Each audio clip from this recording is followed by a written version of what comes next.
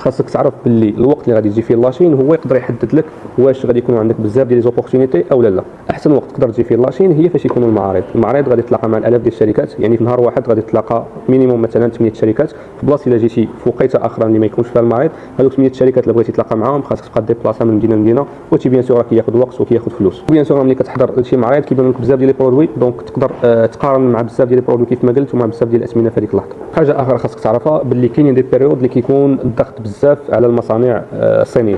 هذه البيريود هذه مثلا قبل راس العام ومن مورا لا سيزون كوميرسيال.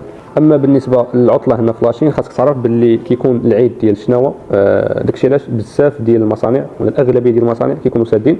داكشي علاش في هذيك الوقيته بالضبط ما خاصكش تجي لاشين، لان غادي تلقى كلشي ساد وغادي غير تضيع الوقت في الاخر. اما بالنسبه الى بغينا ندويو على الجو هنا في لاشين، احسن وقيته تقدر تجي فيها اللي هي الربيع ولا الخريف، حيتاش الصيف هنا في لاشين في بعض المدن كتكون الرطوبه طالعه بزاف وكيكون صاد.